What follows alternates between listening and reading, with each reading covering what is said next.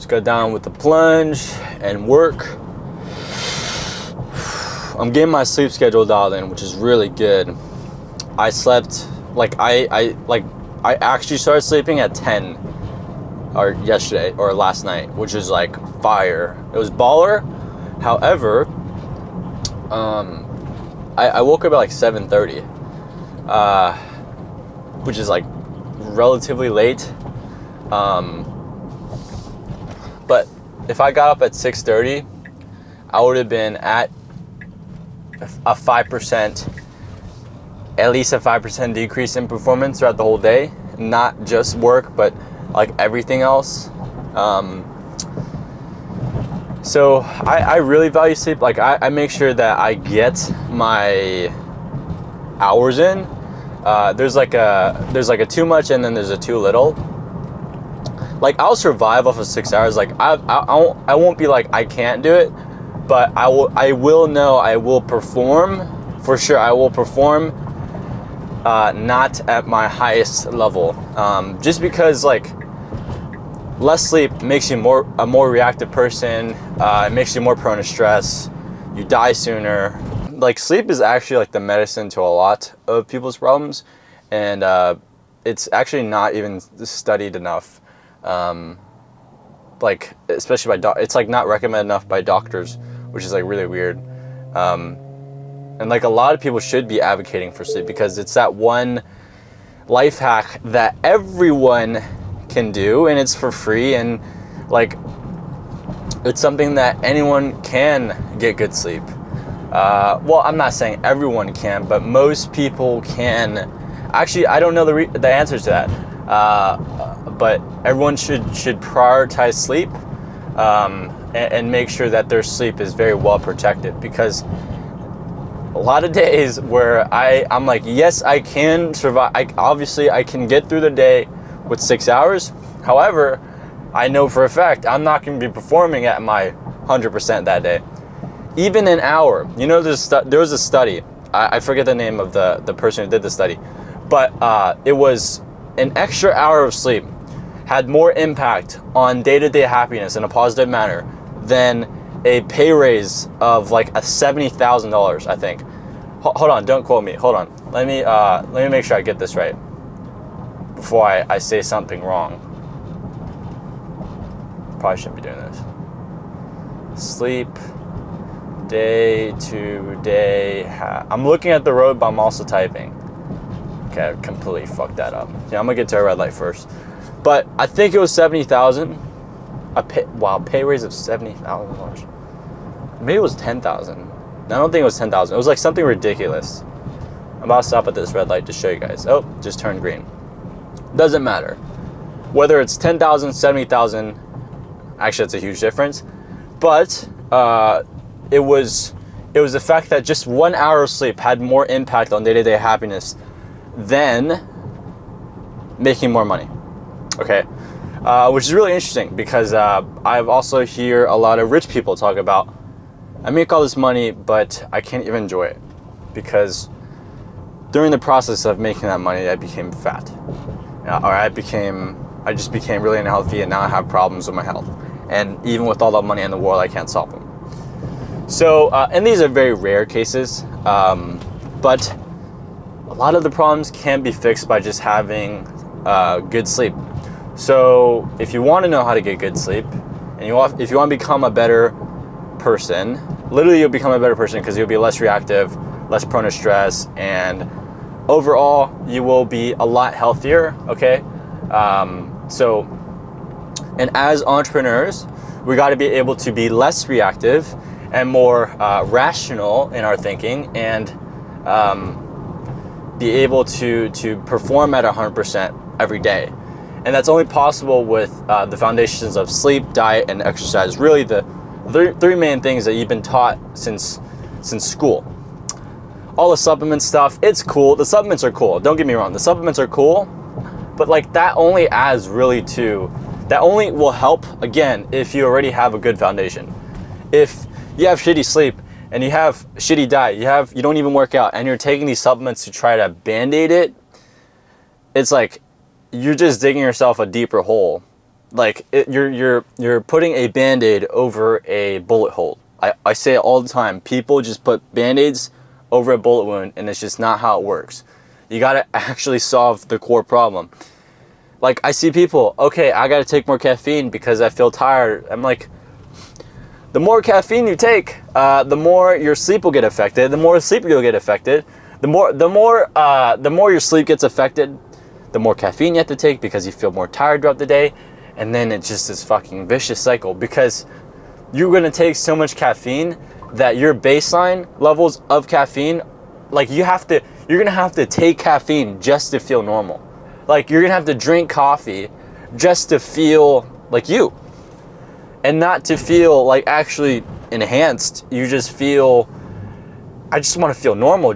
I need a cup of coffee just to live almost. And I know a lot of people like that, where they let caffeine control them. I would love caffeine in my workday, but I don't need it. I love it, but I don't need it. I can go, I usually cycle.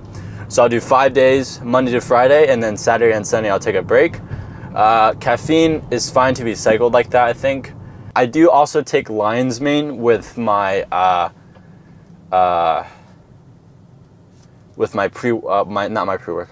protein shake in the morning. So I'll have a protein shake and a protein bar in the morning, and then I'll have I'm trying to really get in the routine of just slamming like a 30 count grilled nuggets from Chick-fil-A, and then just like some sweet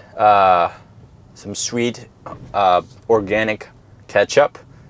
Ketchup's low calorie. I don't know how many calories honey adds, but honey is actually a great sweetener alternative.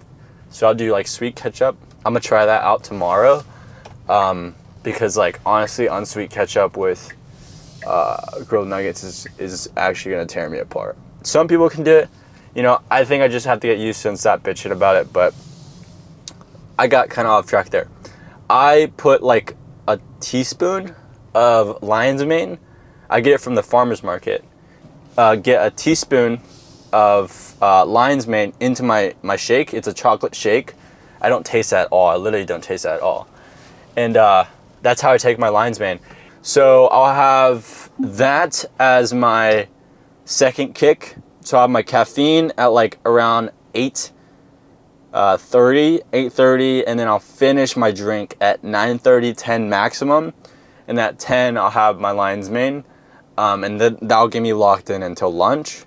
And then right now, my problem is my mom will cook food, and then because I live pretty close to my office, I'll usually have carbs, and then like that shuts me. Like, it doesn't shut me down, but it really slows down my flow. So I'm trying to think of a way to see if I can prolong that state of flow in the morning and maybe delay lunch, or at least, you know, not have to switch locations and go somewhere else to get lunch and like do all these things. I understand a break, but honestly, I become so used to just these long periods of work that I don't really, there's no breaks until after work. I've kind of trained my mind to be able to handle that amount of, I guess, stress. Yeah, so I just arrived here, so I'll see you guys when I'm back. Alright, so my camera is only at 8%, so I better spit some fire. But it should be able to survive these next 10 minutes. I'm gonna go grab some Chick-fil-A right now. Oh man, what is going on here? I'm gonna go grab some Chick-fil-A right now. I don't know if I want to get like a huge meal. I'll probably get like a 12 count grilled nugget. It's a nice, easy 40 grams of protein. You know, something's better than nothing, you know? So, you know, that reminds me. A lot of you motherfuckers would take nothing over half the profit. And, you know, me saying that out loud, you guys would be like, oh, yeah, that's, of course I wouldn't do that. But a lot of you are. A lot of you guys, especially you guys, if you're a wholesaler, you know what I mean. You guys don't want a fucking JV. You don't want to split your profits. You want to split that nice 10K or 20K or even 30K.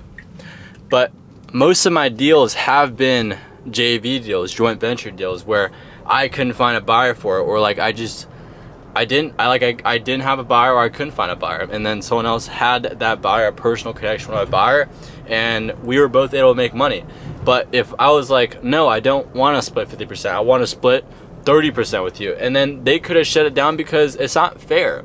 Like, you got to share the pie with people, okay? You have to share the pie. If you don't share the pie and you think, I should keep all everything because that's how I make more money. No, the biggest companies, especially most of the Fortune 500 companies, they're not owned just by the owner. They're split with a bunch of shareholders because they need that leverage for the capital to grow the business, or the knowledge to grow the business, or the skill sets to grow the business, or the relationships to grow the business. I partnered with Jamil because of his network, because of his relationship, and it would have never been a multi-million-dollar company if it wasn't for him. So you have to share the pie, and you can't just keep everything to yourself, and you have to be a bit selfless. And you have to give. You have to be a giver in this business. In any business, really, you have to be a giver. If you're not a giver, you're going to, 1, create bad will in others, and 2, have a bad name in the business, and 3, you won't do as much deals, and you'll make less money in the long run. Okay? So, stop keeping the pie to yourself. You got to share with others. Okay? Make your dreams so big that other people's dreams can fit also in it. So, and that's how you build big shit, is that your dream is so fucking big that someone else's dream fits within there, okay? Within that huge dream, okay? That's how you build big shit, is you don't just have your own dream, your own vision. You split it with other people. And that's how you do this business, or any business in that regard, is you have to share. You have to be a partner. A lot of the biggest companies, the fastest growing companies, are not just by one founder. It's by multiple founders. Because one founder has one skill set the other founder doesn't have, that they've been in that thing for years. So they leverage each other. And that's how they grow so fast, is because they don't just keep the pie to themselves, they actually share the pie. And that's why, like, a lot of people will step over quarters to pick up fucking pennies. Or another analogy is, I'd rather have a tenth of a pot, like a 25th of a watermelon. I'd rather have a 25th of a watermelon than an entire grape. You know, so that's the analogy. I think that's an analogy. It's like, I'd rather have half an orange than an entire grape. So, share your profit, motherfuckers, because that's how you're gonna make more money in the long run. Don't step over fucking dimes to pick up pennies. Getting some grilled nuggets and then some food for my siblings.